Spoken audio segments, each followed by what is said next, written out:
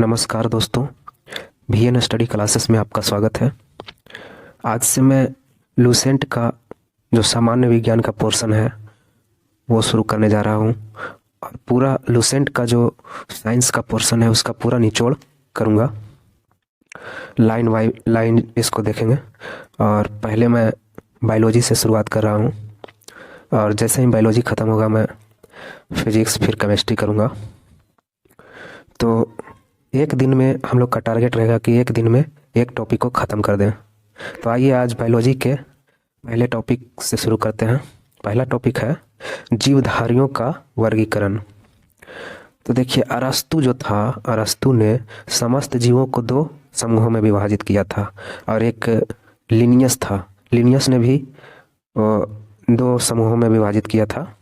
अरस्तु जो था वो समस्त जीवों को दो समूहों में विभाजित किया था, एक था जंतु समूह और एक वनस्पति समूह। लिनियस ने अपनी पुस्तक सिस्टमा नेचर में संपूर्ण जीवधारियों को दो जगत में विभाजित किया था। लिनियस की पुस्तक कौन सी है? तो लिनियस की पुस्तक है सिस्टमा नेचर। इसमें संपूर्ण जीवधारियों को दो जगत में विभाजित किया था, एक था पादप जगत जिसे प्लांट किंगडम कहा जाता है और एक जंतु जगत यानी एनिमल किंगडम। और लिनियस को आधुनिक वर्गीकरण का पिता कहा जाता है, यानी लिनियस को फादर ऑफ मॉडर्न टेक्सोनॉमी कहा जाता है। लिनियस को क्या कहा जाता है? तो आधुनिक वर्गीकरण का पिता कहा जाता है। उसके बाद 1969 में व्हिटेकर ने समस्त जीवों को 5 जगत में विभाजित किया, जो कि ये सबसे महत्वपूर्ण है। इसी से सबसे ज़्यादा प्रश्न पूछे जाते हैं। 1969 में व्हिटेकर ने समस्त जीवों को कितने जगत में विभाजित किया? तो 5 जगत में। कौन कौन है? तो पहला है मोनेरा जगत, दूसरा प्रोटिस्टा जगत, तीसरा पादप जगत, चौथा कवक और पांचवा जंतु जगत। तो इन सब के बारे में एक एक करके पूरा डिटेल से जानेंगे। देखिए, अरस्तु को जीव विज्ञान का जनक भी कहा जाता है और मैंने क्या बताया कि अरस्तु ने समस्त जीवों को दो समूहों में विभाजित किया। वो समूह कौन कौन था? तो जंतु समूह था और वनस्पति समूह था। लेकिन लिनियस ने दो जगत में विभाजित किया। वो कौन कौन जगत था? तो पादप जगत और जंतु जगत। और लिनियस को आधुनिक वर्गीकरण का पिता कहा जाता है, फादर ऑफ मॉडर्न टेक्सोनॉमी। तो आइए देखते हैं एक एक करके मोनेरा और प्रोटिस्टा, पादप, कवक और जंतु के बारे में।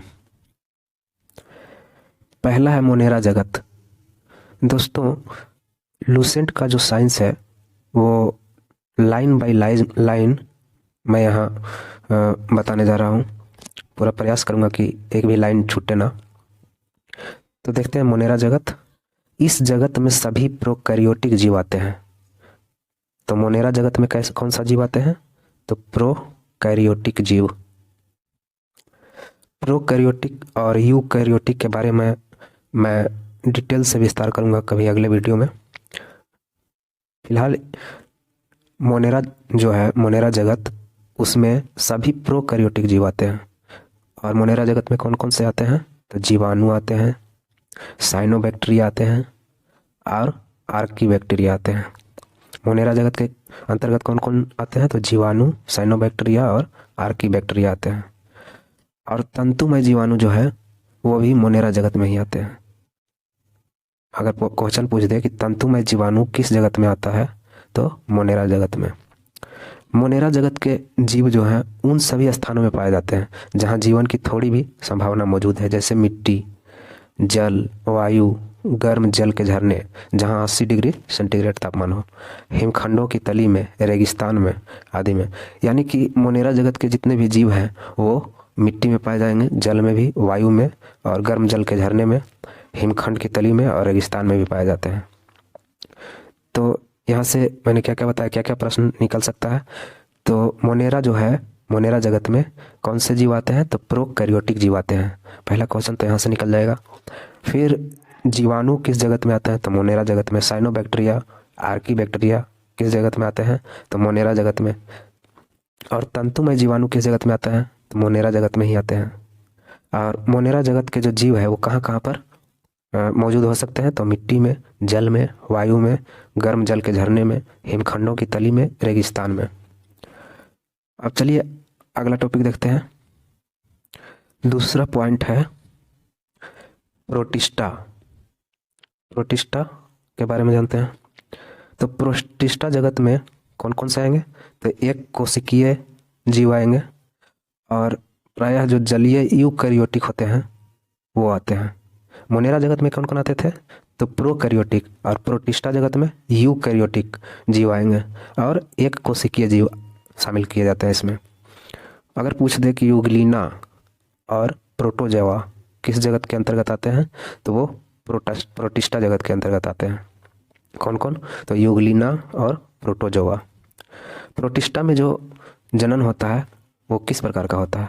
तो प्रोटिस्टा में जो जनन होता है मुख्यतः लैंगिक जनन होता है और अलैंगिक जनन होता है। प्रोटिस्टा जगत में जनन जो है मुख्यतः दो प्रकार से होते हैं, एक लैंगिक जनन और एक अलैंगिक जनन। और प्रोटिस्टा जगत के जीवों की कोशिका जो है उसमें एक केंद्रक होता है। प्रोटिस्टा जगत के जीवों की कोशिका में कितने केंद्रक होते हैं? तो एक केंद्रक होते हैं। तो यहाँ से मैंने क्या बताया कि प्रोटिस्टा जो है इस जगत में एक कोशिकीय और प्रायः जलीय यूकैरियोटिक जीव शामिल किए जाते हैं, और यूग्लिना और प्रोटोजोआ जो है वो प्रोटिस्टा जगत के अंतर्गत आएंगे। और प्रोटिस्टा जगत में जो जनन होता है वह लैंगिक जनन होता है और अलैंगिक जनन होता है, दोनों प्रकार का जनन होगा। और प्रोटिस्टा जगत की जो कोशिका है उसमें केवल एक केंद्रक पाया जाता है। तो नेक्स्ट टॉपिक की ओर चलते हैं। अगला टॉपिक है पादप।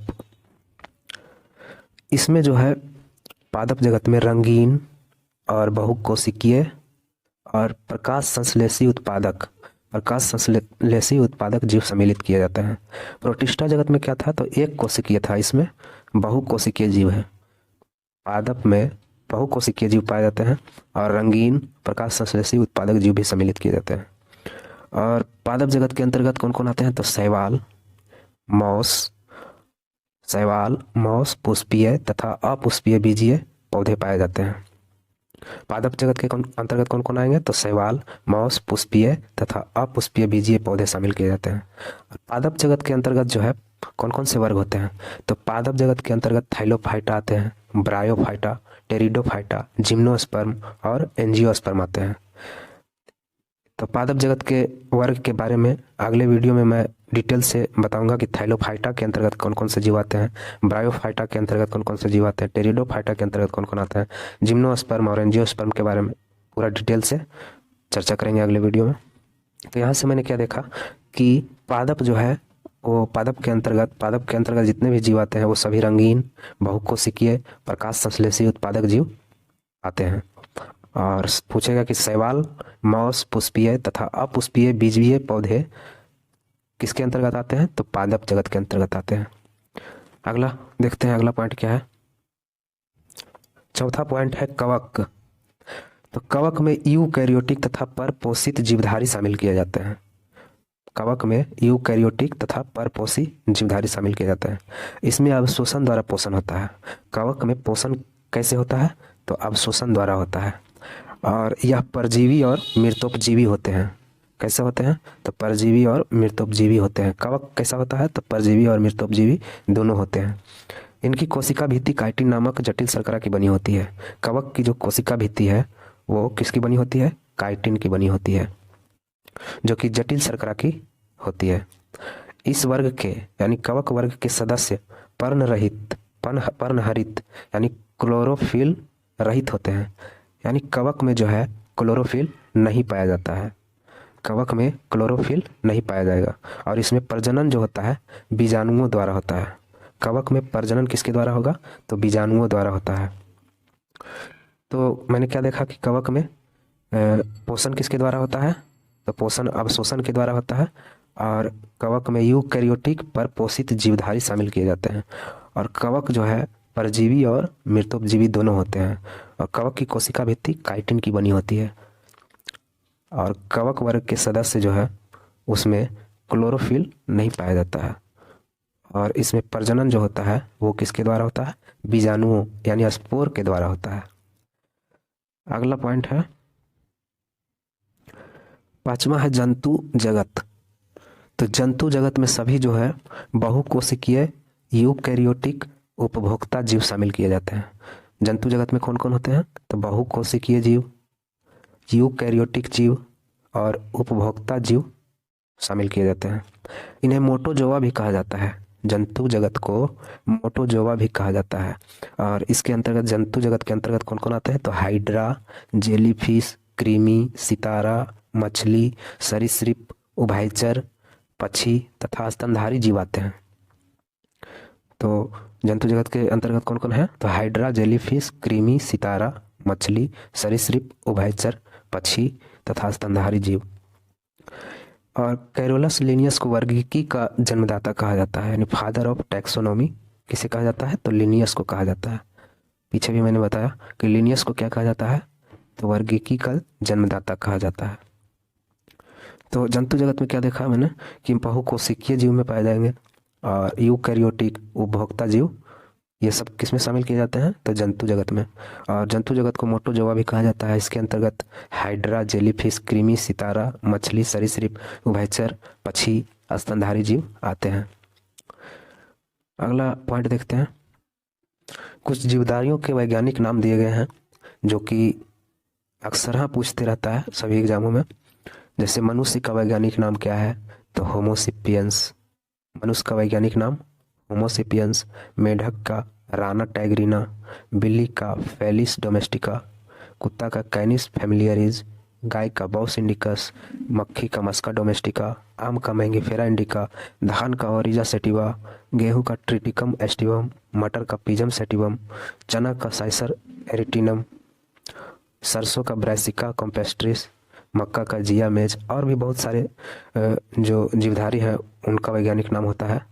पर ये इतना जो दिया गया है ये बहुत ही इम्पोर्टेंट है और इसे आप लोग याद कर सकते हैं।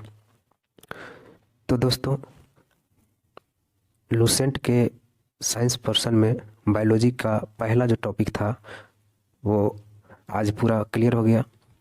अब नेक्स्ट वीडियो में मैं अगला टॉपिक लेकर आऊँगा जो कि लाइन बाई लाइन होगा, और इसे आप लोग अगर रेगुलर करते हैं तो बहुत कम दिनों में ही आपका बायोलॉजी, फिजिक्स, केमिस्ट्री समाप्त हो जाएगा। और टॉपिक वाइज टॉपिक याद करने से आपका पूरा टॉपिक क्लियर रहेगा। तो मिलते हैं नेक्स्ट वीडियो में, तब तक के लिए जय हिंद।